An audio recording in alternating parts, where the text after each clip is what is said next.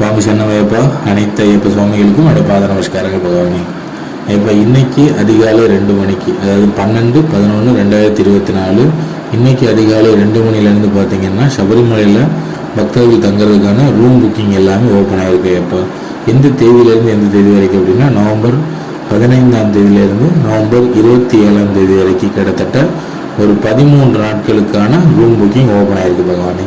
அப்போ மற்ற நாட்களில் போகக்கூடிய சுவாமிகளுக்கு எப்போ புக்கிங் ஓப்பன் ஆகும் அப்படின்னு கேட்டிங்கன்னா, கடந்த ஆண்டு ரூம் புக்கிங்கில் ஒரு குறிப்பிட்ட ஃபார்மெட்டை ஃபாலோ பண்ணாங்க. இப்போ என்ன ஃபார்மெட் அப்படின்னா, இப்போ எக்ஸாம்பிள் இன்றைக்கி பார்த்தீங்கன்னா 12/11/2024.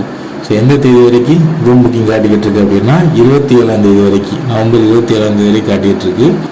ஸோ இன்னைக்கு மிட்-நைட் 12 மணிக்கு மேலே 28ஆம் தேதிக்கான டிக்கெட் புக்கிங் எல்லாமே காட்டும் பகவானே. ஸோ இப்படி ஒவ்வொரு நாள் நைட்டு 12 மணிக்கு மேலே என்ன பண்ணுவாங்கன்னா, அடுத்தடுத்த நாளுக்கான அடுத்தடுத்த டேட்டுக்கான டிக்கெட் புக்கிங் ஓப்பன் ஆகும் பகவானே. இந்த ஃபார்மேட்டை தான் கடந்த ஆண்டு ஃபாலோ பண்ணாங்க. ஸோ இந்த ஆண்டு இந்த ஃபார்மேட்டை ஃபாலோ பண்ணுறதுக்கு நிறைய வாய்ப்பு இருக்குது. ஸோ அந்த ஒரு காரணத்தினால இந்த விஷயத்தை மற்றவங்களுக்கு ஷேர் பண்ணுங்கள். உங்களுக்கான எக்ஸாக்டான டேட் எந்த டேட்டோ அந்த டேட்டை நீங்களே கால்குலேட் பண்ணி கொஞ்சம் வெயிட் பண்ணுங்கள் பகவானே. அந்த டேட் மிட்-நைட்டில் 12 மணிக்கு மேலே தான் நீங்கள் டிக்கெட் புக் பண்ண முடியும். ஏன்னா அவ்வளோ ரஷஸ் இருக்கும்.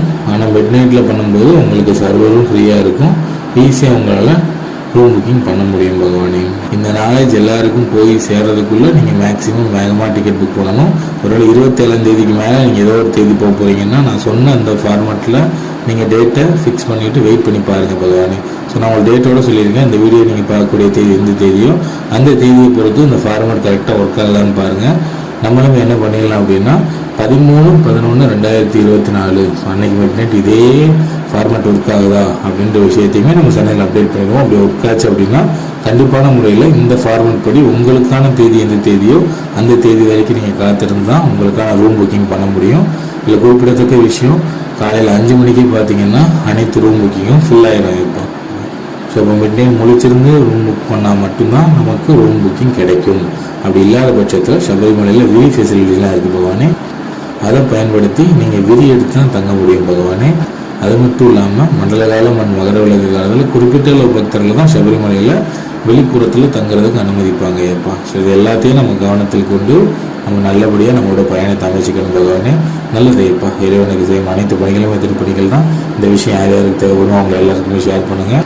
ரூம் புக்கிங் எந்த வெப்சைட்டில் பண்ணணும் அப்படின்ற லிங்க்கையும் இந்த வீடியோவோட டிஸ்கிரிப்ஷன் பாக்ஸில் உங்களுக்கு கொடுக்குறோம் பகவானே. நல்லதே நடக்கட்டும் ஐயப்பா. சுவாமி சரணமையப்பா. பாத நமஸ்காரம்.